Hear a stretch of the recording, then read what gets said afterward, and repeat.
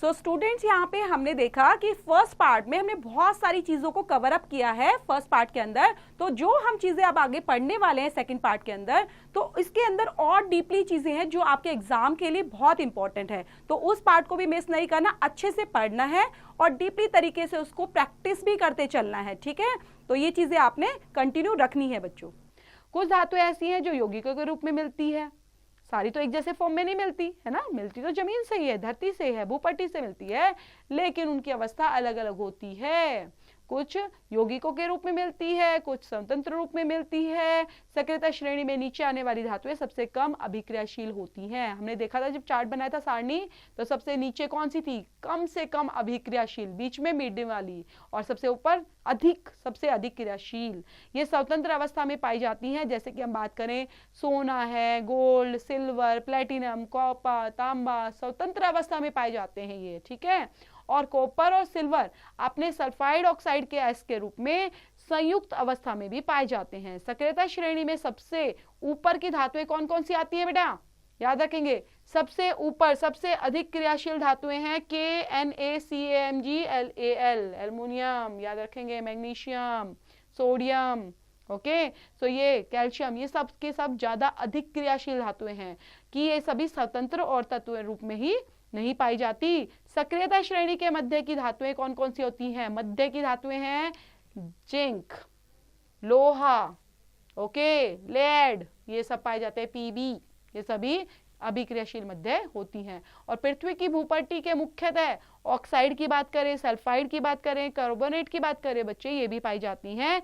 और कई धातुओं के अयस्क ऑक्साइड होते हैं। ऑक्सीजन के अत्यधिक अभिक्रियाशीलता एवं पृथ्वी पर इसे प्रचुर मात्रा में पाए जाने के कारण ऐसा होता है। मीन्स ज्यादा मात्रा में निकलना बेटा, प्रचुर मात्रा में निकलती है, बहुत ज्यादा मात्रा में निकलते हैं, तो ऐसी धातुओं को हम इस श्रेणी के अंदर एग्जिस्ट करते हैं।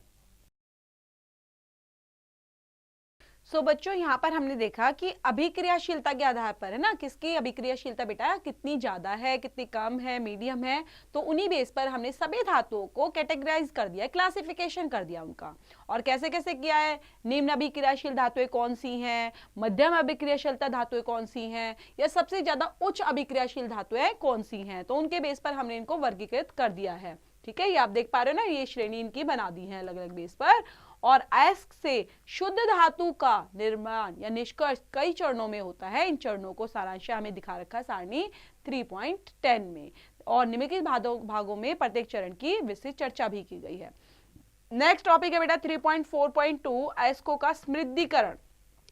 समृद्धिकरण, पृथ्वी में खनिज अयस्कों में मिट्टी, रेत आदि जैसी अशुद्धियां होती हैं, जिन्हें क्या बोलते हैं बेटा, गैंग कहते हैं। ओके, याद रखेंगे। जैसे हम बोल रहे हैं सीधा सीधा, हमारे पास अयस्क निकल कर आते हैं, मिट्टी तेल होते हैं। ओके, तो मिट्टी तेल कुछ भी चीजें होती हैं, हमें उनको फिल्टर करना जरूरी होता है। उनके अंदर कुछ ना कुछ गंध होता है, अशुद्धियां पाई जाती हैं जो हमारे लिए यूजफुल नहीं होती, तो उन्हीं को यहाँ पर नाम दिया जाता है बेटा गैंग। Okay, yes. और इन धातुओं के निष्कर्षण से पहले ही ऐसे जो शुद्धियां होती हैं, जो उनमें या फिर जो ऐसी चीजें होती हैं जो हमारे लिए शुद्ध हैं और उसके अंदर अशुद्ध रूप में पहले से ही पाई जाती हैं, उनको हटाना भी जरूरी होता है, क्योंकि वो वहां पर अगर रहेंगी तो वो हमारे लिए यूजफुल होगा ही नहीं। तो उनके आधार पर हम क्या करते हैं, अयस्क एवं गैंग के जो भौतिक और रासायनिक गुणधर्म के आधार पर उनको आधारित होते हैं, इसको पृथक कर लेते हैं, अलग अलग टेक्निक यूज करते हैं और इनको अलग अलग कर दिया जाता है। इनकी अशुद्धियों को उन चीजों से जो अयस्क हमें मिले हैं उनसे समृद्ध कर दिया जाता है, मतलब बिल्कुल अलग अलग उनको कर देते हैं। और ये यहाँ पर बच्चे जो टेबल दिखाई गई है सक्रियता के श्रेणी के बेस पर, जिसमें विद्युत अपघटन, कार्बन के उपयोग से अपचयन, प्राकृतिक अवस्था में और उपस्थिति कैसे शो करते हैं। सो विद्युत अपघटन के लिए यहाँ पर हमारे दिए हुए हैं अलग अलग धातुएं, तो इनको भी रीड आउट करते चलेंगे बेटा।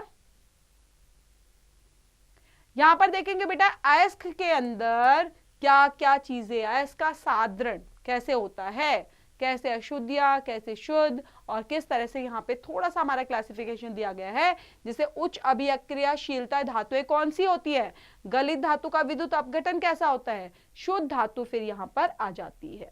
ठीक है, उसके बाद मध्यम वाली अभिक्रियाशील धातुएं कौन सी होती हैं, जिसके अंदर हमने क्लासिफिकेशन किया बेटा कार्बोनेट अयस्क और सल्फाइड अयस्क के बेस पर, और इनमें निष्पादन और भर्जन और फिर धातु हमारी ऑक्साइड फॉर्म में आ जाती है। नेक्स्ट है हमारा है निम्न अभिक्रियाशीलता धातु के बेस पर हमारा है सल्फाइड अयस्क, और उनमें भर्जन और धातु और परिष्करण के बेस पर इनको क्लासिफिकेशन किया गया है। मींस ये जो क्लासिफिकेशन है वो मेन अयस्क के बेस पर है कि अयस्क के अंदर किस बेस पर हमने 3 पार्ट्स में डिवाइड किया गया है, उच्च अभिक्रिया कौन सी है, मध्यम कौन सी है और निम्न अभिक्रिया कौन सी है, उन धातुओं को कैसे हम देख पा रहे हैं और क्या क्या चीजें उनके अंदर एग्जिस्ट करती हैं।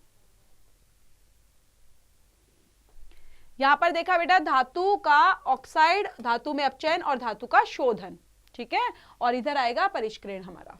तो इस तरह से हमारी यहाँ पर वो टेबल कंप्लीट होती है जिसके अंदर अयस्क से धातु का निष्कर्षण के लिए अलग अलग बेस पर हमने क्लासिफिकेशन किया है, उसके अलग स्टेप्स लिए हैं, चरण के रूप में उसको प्रस्तुत किया है। नेक्स्ट टॉपिक है 3.4.3 बेटा, जिसमें सक्रियता श्रेणी में नीचे आने वाली धातुओं का निष्कर्षण किया जाता है। सबसे नीचे आने वाली धातुएं सक्रियता श्रेणी जो बनी थी उसके बेस पर। तो सक्रियता श्रेणी में नीचे आने वाली धातुएं काफी कैसी होती है बेटा, अनभिक्रिय होती हैं, और इन धातुओं में मेनली क्या होता है कि गर्म करने से धातु प्राप्त किया जाता है। इसमें ऑक्साइड आप प्राप्त कर सकते हो किस किस से, यहाँ पर दिया हुआ है उदाहरण के लिए, जैसे कि सिनाबार हो गया, मरकरी हो गया, ये दोनों के दोनों एग्जाम्पल हैं अयस्क, ये दोनों अयस्क के एग्जाम्पल है सिनाबार और मरकरी। क्या बोला गया है कि इन धातुओं के ऑक्साइड को अगर आप केवल गर्म करने से ही क्या मिल जाता है, आपको धातु मिल जाती है। सिर्फ गर्म किया और धातु निकलकर आ गई हमारे पास।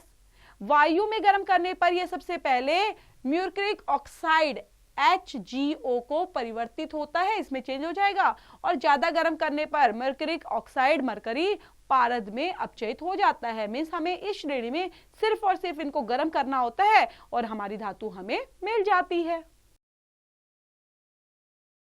तो यहाँ पर जो हम पढ़ रहे थे बेटा कि सक्रियता श्रेणी में नीचे आने धातु का निष्कासन, तो ये इस बेस पर हम देख पाएंगे, ठीक है।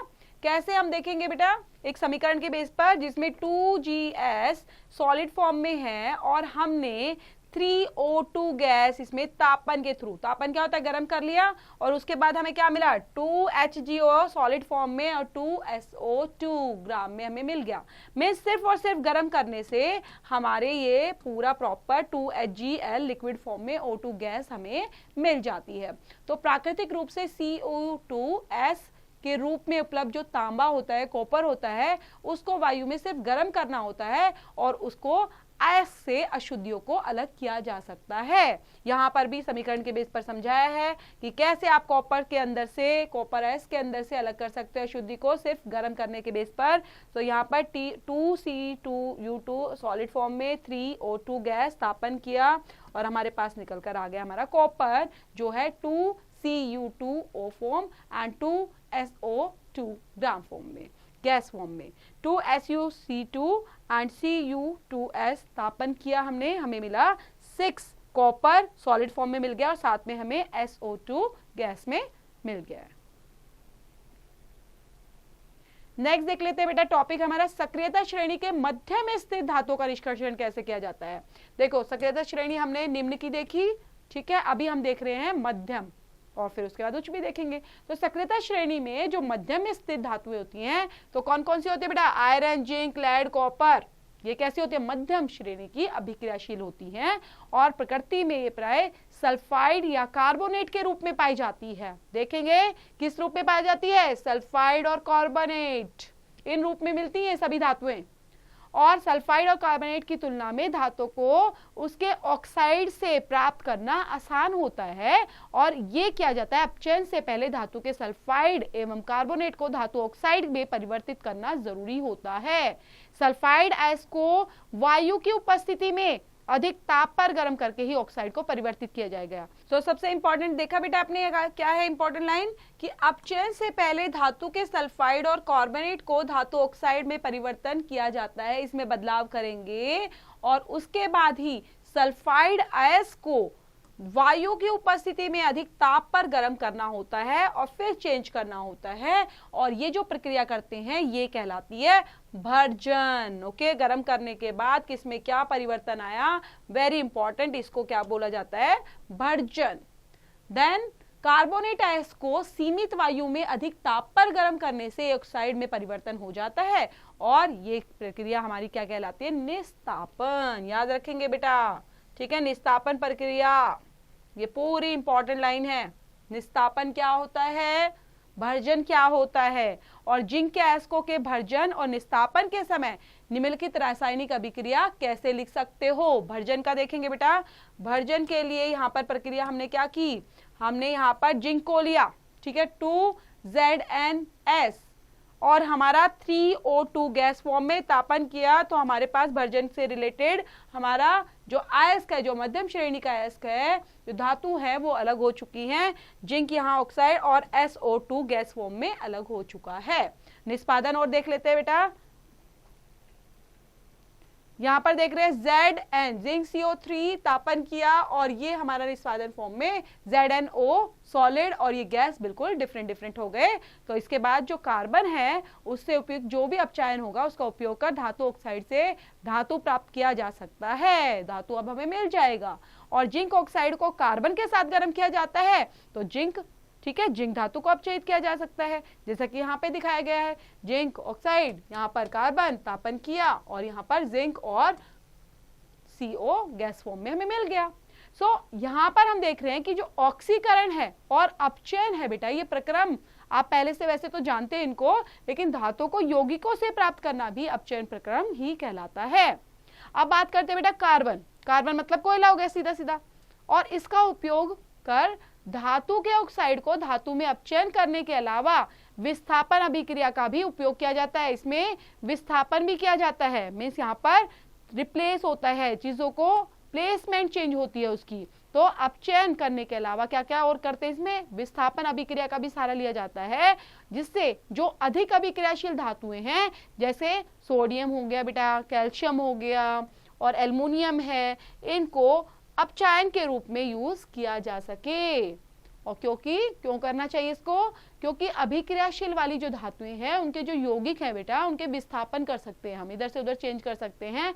और किन किन को, जैसे यहाँ पर नाम भी दिया गया है, उदाहरण के लिए बताया गया, जब मैग्नीज डाइऑक्साइड को एल्युमिनियम चूर्ण के साथ गर्म किया जाता है, किसको गर्म करेंगे अभी देखेंगे समीकरण के रूप में कि किसको किया है, मैग्नीज को, मैग्नीज डाइऑक्साइड को एल्युमिनियम चूर्ण के साथ हमने गर्म कर दिया दोनों को। ठीक है, अब देखते हैं क्या अभिक्रिया होती है।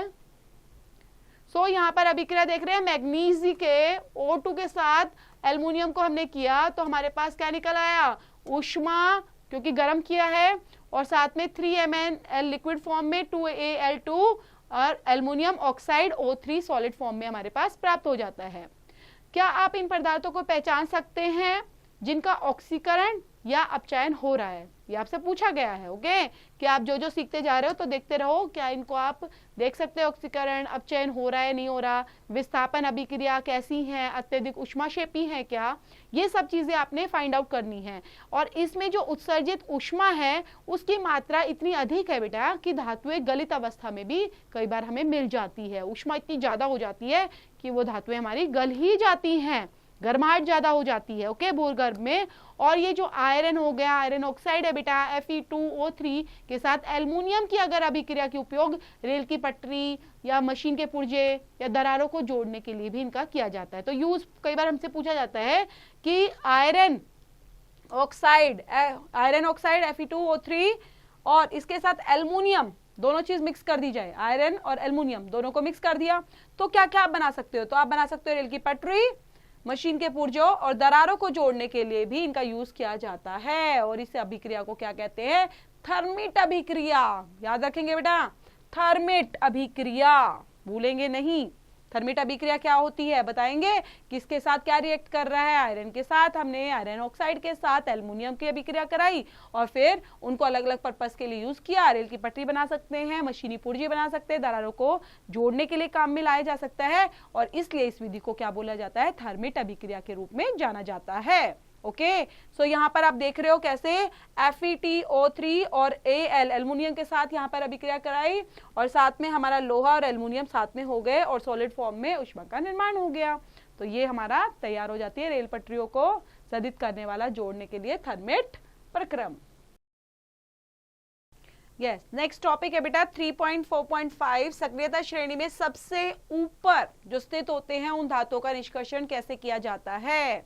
सो अभिक्रियाशीलता श्रेणी में सबसे ऊपर स्थित धातुएं अत्यंत, ये तो हमें भी पता चल गया बच्चे, काफी टाइम से पढ़ रहे हैं, अत्यंत अभिक्रियाशील होती हैं और इन्हें कार्बन के साथ गर्म करके यौगिकों से प्राप्त नहीं किया जाता बेटा। कार्बन के साथ अलग अलग तरीके से गर्म किया और हमने अलग बेस पर इनको प्राप्त कर लिया, ऐसा नहीं है, क्योंकि कार्बन के द्वारा जो सोडियम है, मैग्नीशियम है, कैल्शियम, एल्युमिनियम है आदि के ऑक्साइड का अपचयन कर उन्हें धातुओं में परिवर्तन नहीं किया जा सकता। ओके, सो कार्बन के साथ रिएक्ट नहीं करती कि ये हमने कार्बन के साथ रिएक्ट कराया और हमारे पास धातु मिल गई सबसे ऊपर स्थित श्रेणी की, तो हम इनसे को चेंज नहीं कर सकते इन धातुओं को। इन धातुओं की जो बेटे बंधुता होती है वो कार्बन की अपेक्षा कैसी होती है, ऑक्सीजन के साथ ज्यादा अधिक होती है, इसलिए इन धातुओं को विद्युत अपघटनी अपचयन द्वारा भी प्राप्त किया जाता है। अब इनको समझते हैं एग्जाम्पल के थ्रू बेटा।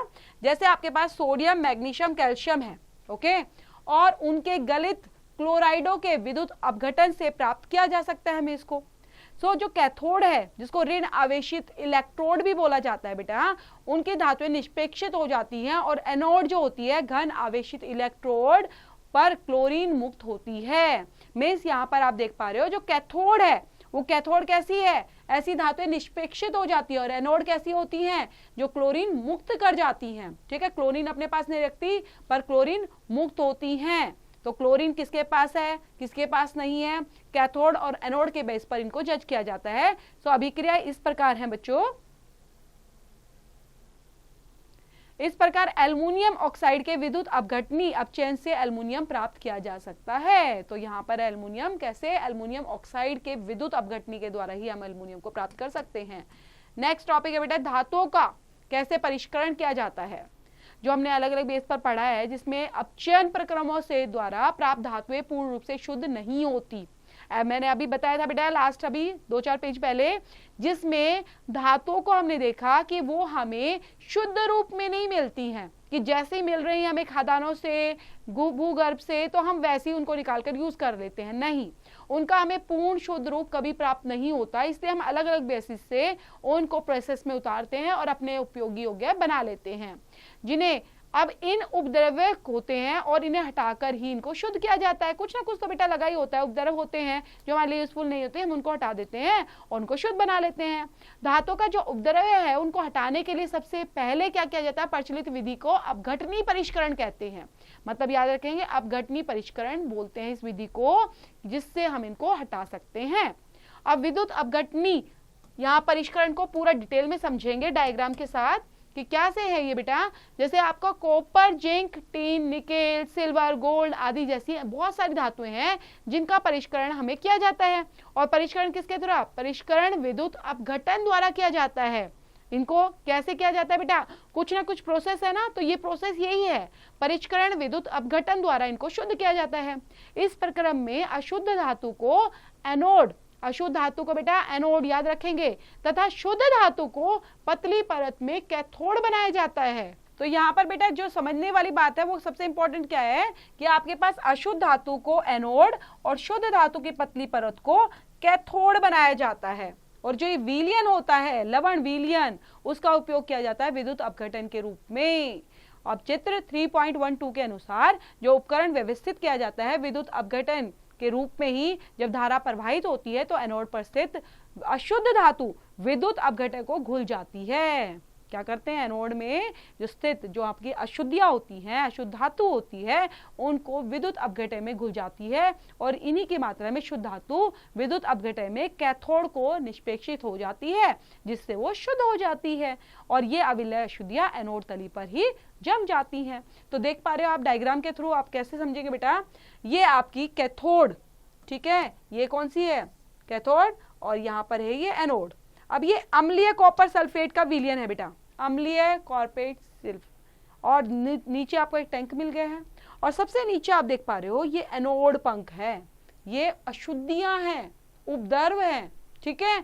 और इनको क्या किया आपने, इसमें सेट किया है पूरा प्रॉपर करंट के साथ, स्विच के साथ, बैटरी के साथ प्रॉपर तरीके से, और ये अशुद्धियां हमारी इसमें आ रही हैं और ये हमारा यहाँ पे नीचे एग्जिस्टेंस हो गया और नीचे सारी जमा होती चली जाती हैं। तो आप देख रहे हो कैथोड से किसकी तरफ आ गई, ये एनोड की तरफ आ गई और नीचे जम जाती हैं।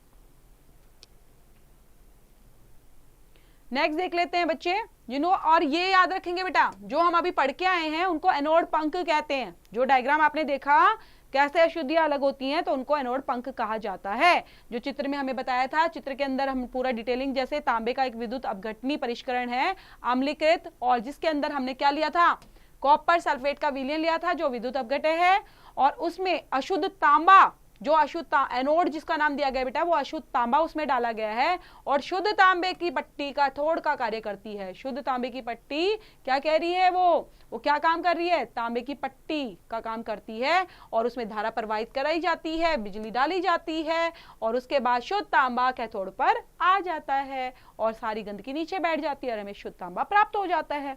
तो इसको हम बोलते हैं एनोड पंख। नेक्स्ट है बेटे संक्षारण 3.5। संक्षारण क्या चीज होती है, में संक्षारण हमने वैसे पढ़ा था लास्ट टाइम, प्रीवियस क्लासेस में भी आप लोगों ने पढ़ा होगा, नहीं तो हम सोचते हैं अभी संक्षारण मतलब जंग लगना। अगर खुली वायु में हम किसी भी चीज को, मींस किसी भी मतलब धातु को छोड़ देते हैं, ठीक है, तो क्या हो जाती है बेटा, उसका कलर चेंज हो जाता है, काला, ब्लू, नीला, चमकीला, पीला, ऐसे ऐसी उसकी परत आ जाती है। तो सिल्वर को वायु की उपस्थिति में सिल्वर के साथ, सल्फर के साथ अभिक्रिया क्या करके बनाता है बेटा, सिल्वर सल्फाइड बना देता है, और सिल्वर सल्फाइड की परत बनने के कारण ऐसा होता है। तो किसके साथ बनाएगा वो, सिल्वर को अगर छोड़ा, आपने चांदी को खुला छोड़ दिया, तो क्या किसकी परत आ जाएगी उसके पास, उसके ऊपर परत आने वाली है सिल्वर सल्फाइड की, ठीक है। क्यों, क्योंकि उसने हवा के साथ रिएक्ट किया, अभिक्रिया की, और एक परत के रूप में वो सिल्वर पर आ जाता है और रिएक्ट करता है। नेक्स्ट बेटा, इसी के बेस पर कुछ क्वेश्चंस दिए गए हैं, वो देख लेते हैं। परिभाषित खनिज और अयस्क, आपने परिभाषा लिखनी है, खनिज क्या होते हैं, अयस्क क्या होते हैं और गैंग क्या होता है, ये पढ़ा था हमने अभी भी।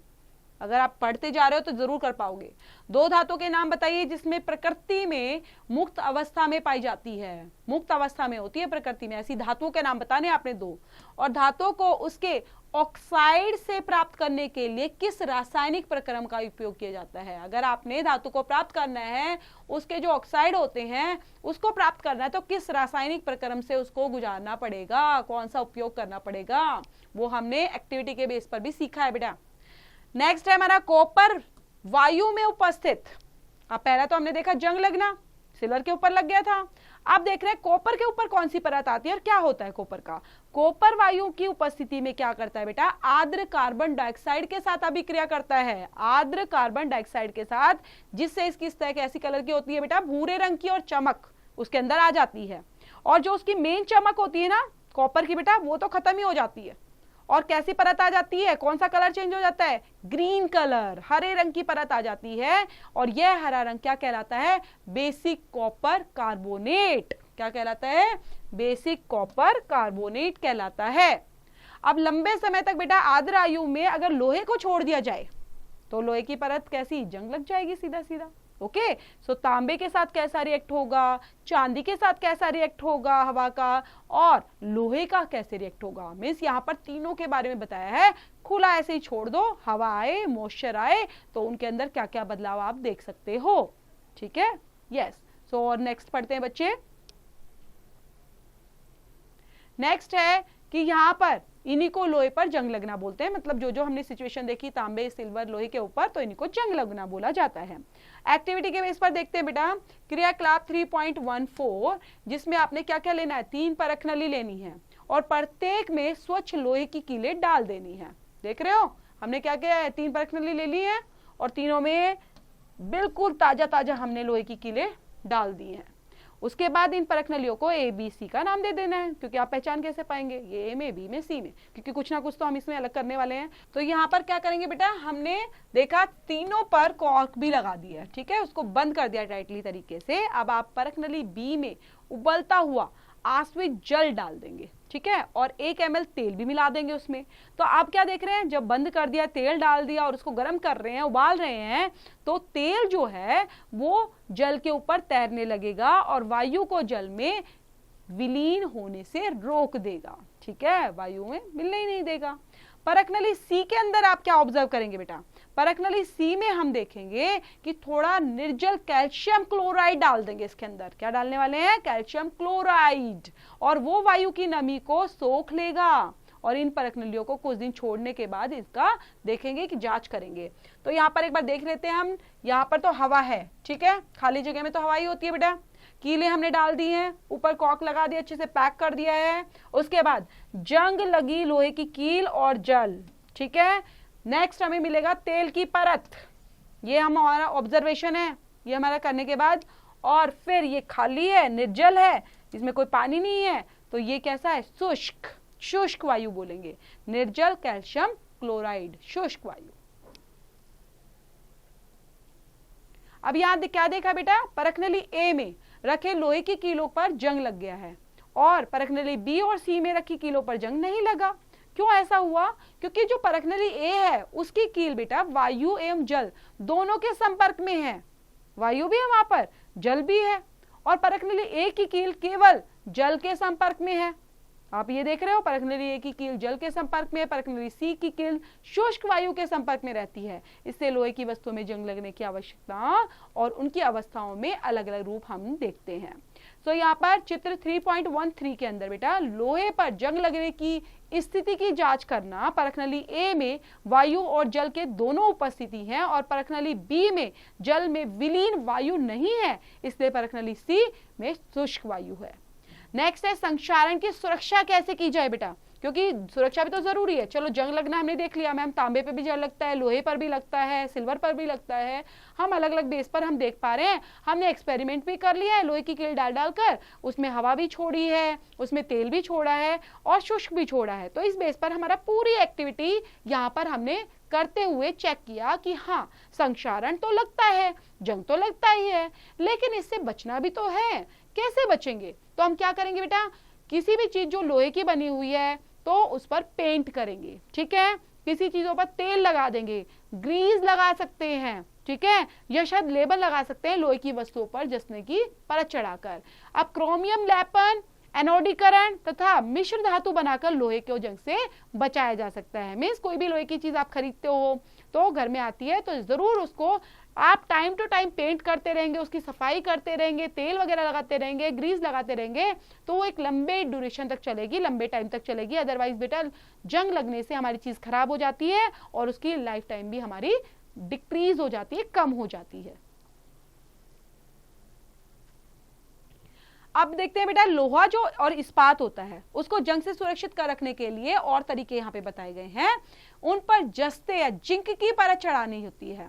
तो ये जो विधि है इसको यशद लेपन कहते हैं। अब यशद लेपन आपको पता होना चाहिए कि लोहे या इस्पात को जंग से सुरक्षित रखने के लिए एक जिंक की जिंक या जस्ते की परत चढ़ाई जाती है, उसको यशद लेपन बोलते हैं। और जस्ते की परत नष्ट होने के बाद भी यशद लेपन वस्तु जंग को सुरक्षित रखती है। धातुओं को गुणधर्म को बेहतर बनाने की अच्छी विधि मिश्रात्वन है और इस विधि के इच्छा अनुसार धातुओं के अत्यंत गुणधर्म प्राप्त कर सकते हैं। जैसे कैसे कर सकते हैं बेटा, लोहा जो है सर्वाधिक उपयोग आने वाली धातु है, हमें पता है हर जगह, आप अपने घर में देखो, बाहर देखो, रेलिंग देखो, कुछ भी देखो, लोहा सबसे ज्यादा यूज होता है, धातु सबसे ज्यादा यूज की जाती है, लेकिन कभी भी शुद्ध अवस्था में इसका उपयोग नहीं किया जाता। ऐसा क्यों होता है, क्योंकि पता है खराब हो जाएगा, जंग लग जाएगा, हम कहीं ना कहीं इसको कुछ ना कुछ चेंजेस करते हैं, क्योंकि शुद्ध लोहा बहुत ज्यादा नरम होता है, उसके अंदर मिलावट की जाती है, गर्म करने पर वो सुगमता पूर्वक खिंच भी जाता है और इसमें थोड़ा कार्बन हम ऐड करते हैं। क्या ऐड करते हैं बेटा, कार्बन। 0.05% कार्बन मिलाया जाता है लोहे में। और ये कैसा होता है, ताकि लोहे को कठोर बनाए, प्रबल बनाए, उसकी पावर को बढ़ाए। और लोहे के साथ हम निकेल, क्रोमियम मिलाने से हम स्टेनलेस इस्पात का यूज किए जाते हैं ताकि वो और ज्यादा ठोस बन सके और इस पर जंग भी नहीं लगे। तो लोहे के साथ बहुत सारी चीजें होती हैं बेटा, इनके साथ अलग अलग मिश्रित चीजें की जाती हैं और चीजों को मिक्स ऐड करके इनको अच्छा बनाया जाता है, स्ट्रॉन्ग बनाया जाता है, पावर बढ़ाई जाती है, इनका लाइफ टाइम बढ़ाई जाती है और इनके गुण धर्म के हिसाब से हम इनको चेंज भी कर सकते हैं। सो धातुओं और में ये चीजें जरूरी हैं कि ये पदार्थ जो धातु और अधातु हैं वो कुछ भी हो सकता है, मींस दो या दो से अधिक जब धातुओं की समांगी मिश्रण को मिश्र धातु कहते हैं। अब आपको बताना चाहिए मिश्रा धातु क्या है मैम। मिश्रा धातु का मतलब क्या है? मिश्रा धातु दो या दो से अधिक धातुओं को मिलाकर एक नई धातु बनाई जाती है, उसके गुण धर्म बदले जाते हैं, तो इनको मिश्र धातु बोला जाता है। और इसे तैयार करने के लिए पहले मूल धातु को क्या करना चाहिए? गलित करना चाहिए, मीन्स उसको गला देते हैं पहले और फिर दूसरी धातु मिक्स करते हैं, निश्चित अनुपात में उनको डाला जाता है, मिलाया जाता है और फिर एक नई उसको ठंडा करने के बाद, मतलब पूरा कमरे के तापमान के अकॉर्डिंग, ताकि वो एडजस्टेबल हो पाए और उस अकॉर्डिंग उनको नई चीज में चेंजेस किया जाता है, उसको परिवर्तित कर दिया जाता है बच्चों। अब देखते हैं बेटा नेक्स्ट चीज कि जो शुद्ध सोना होता है वो कितने कैरेट का होता है? 24 कैरेट का नॉर्मली, ओके। और काफी सॉफ्ट होता है, इतना सॉफ्ट होता है आप हाथ से ऐसे दबाओगे सोना दब जाएगा, ओके, मीन्स वो बिल्कुल ऐसा सॉफ्ट। और आभूषण जब बनते हैं तो उसके अंदर भी कुछ ना कुछ तो हम ऐड करते हैं, तो इसको कठोर बनाने के लिए, ज्यादा स्ट्रांग बनाने के लिए, ताकि बार बार टूटे ना, तो हम उसमें तांबा या चांदी को मिक्स कर देते हैं। और भारत में क्या करते हैं? आभूषण बनाने के लिए 22 कैरेट सोने का यूज किया जाता है बेटा, पूरा 24 कैरेट नहीं 22 कैरेट सोने का यूज किया जाता है, नहीं तो वो खुद ही मेल्ट होकर गिर भी जाएगा, ओके। तो 22 भाग शुद्ध सोने से 2 भाग तांबा चांदी का उसमें मिलाया जाता है, ताकि हम ज्वेलरी को और अच्छा बना पाए, स्ट्रॉन्ग बना पाए और एक लॉन्ग ड्यूरेशन तक उसको चला पाए। नेक्स्ट है, यदि कोई एक धातु पारद है बेटा, तो उसमें मिश्र धातु का अमलगम कहते हैं। मिस देखो ये बहुत इंपॉर्टेंट लाइन है, शुद्ध पारद, शुद्ध पारद, कोई धातु शुद्ध पारद है तो उसमें मिश्र धातु का अमलगम कहते हैं।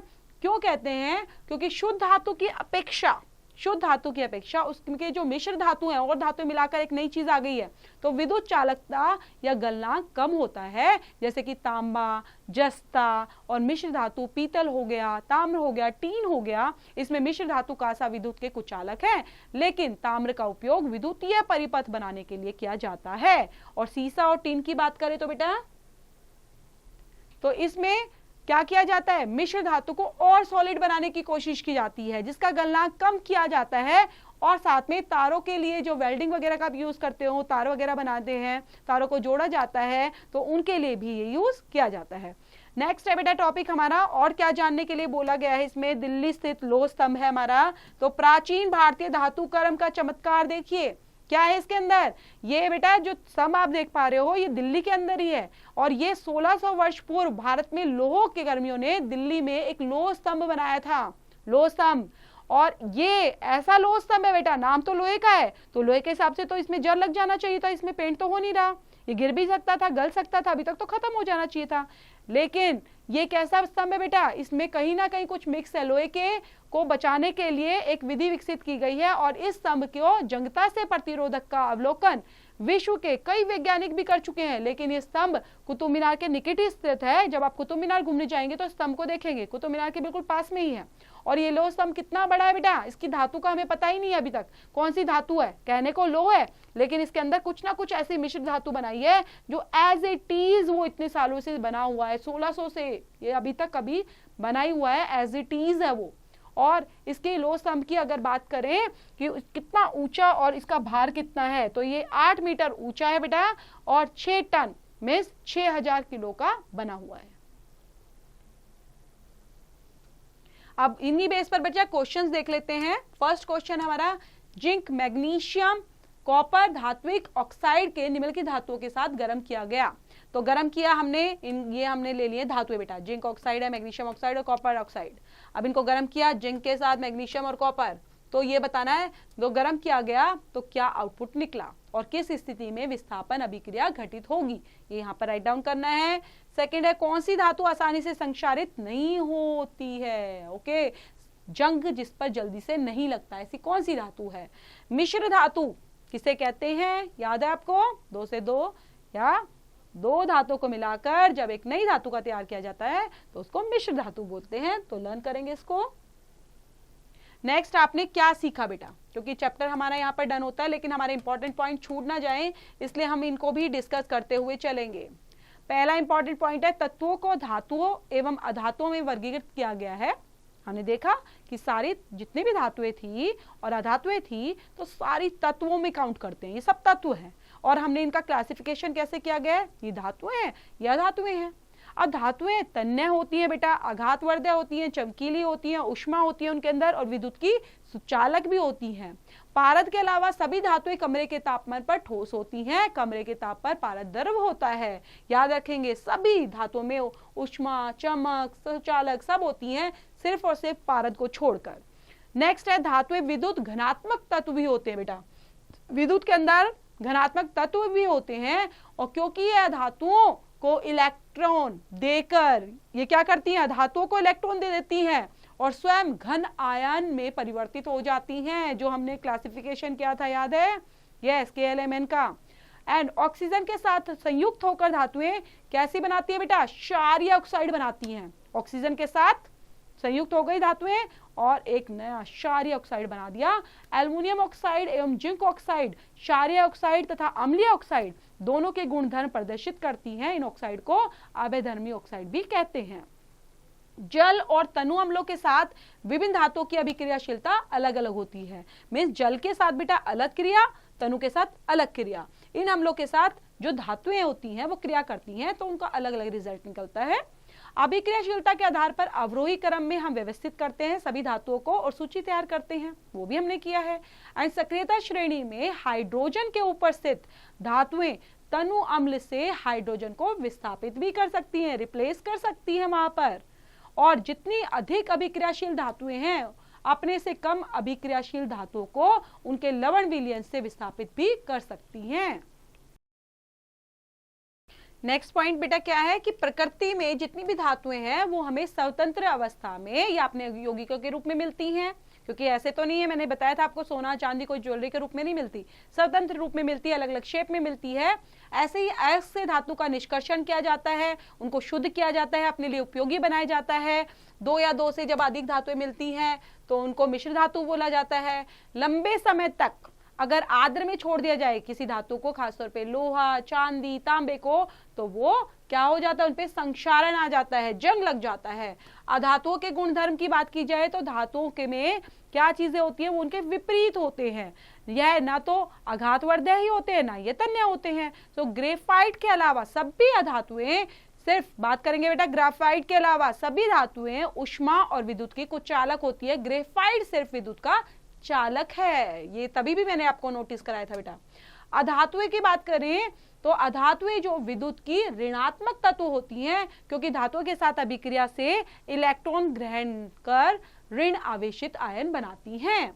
एंड अधातुएं ऑक्साइड बनाती हैं जो अम्लीय और उदासीन होती हैं। अम्लीय तो होती हैं, साथ में उदासीन होती हैं, किसी तरह का रिएक्ट नहीं करती, उनसे अलग हो जाती हैं।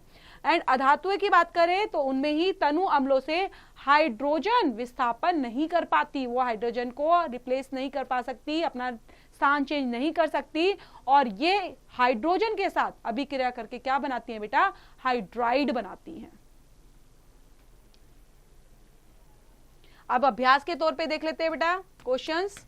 यहाँ पर फर्स्ट क्वेश्चन है, निम्नलिखित में से कौन सा युगल, ठीक है, जोड़ा, कौन सा जोड़ा विस्थापन अभिक्रिया प्रदर्शित करता है। NaCl विलयन एवं कॉपर धातु या MgCl FeSO4, तो किन किन के साथ, ये कॉपर धातु, सिल्वर धातु, एल्युमिनियम धातु के साथ रिएक्ट कर रहे हैं। तो कौन सा ऐसा पेयर है जो विस्थापन प्रक्रिया को प्रदर्शित करता है, इसको ढूंढेंगे, फाइंड आउट करेंगे, करना है लर्न। नेक्स्ट है लोहे के फ्राइंग पैन, जो फ्राइंग पैन होता है घर में यूज करते हैं ना फ्राइंग पैन, तो उनको जंग से बचाने के लिए क्या करेंगे, ग्रीस लगा देंगे लोहे के, ठीक है, घर में ना लोहे का फ्राइंग पैन, तो आप ग्रीस लगा देंगे, उसको पेंट कर देंगे, या फिर जिंक की परत चढ़ा देंगे, या ऊपर के सभी काम आप कर सकते हैं। बहुत अच्छा और इंपॉर्टेंट क्वेश्चन है, तो इनको पढ़ेंगे और इससे रिलेट करते हुए बेटे नीचे जितने भी क्वेश्चंस है वो भी आपने फाइंड आउट करने हैं, उनको लर्न करना है, समझना है, और चैप्टर के नोट्स बनाना बिल्कुल नहीं भूलना बेटा। जितने चैप्टर के आप नोट बनाते चलेंगे, बीच बीच में मैं बताती रहती हूँ, काफी इंपॉर्टेंट है, एग्जाम में काफी बार पूछा जाता है, तो उनको नोट डाउन करते हुए और चैप्टर को कंप्लीट करेंगे खुद से बच्चों।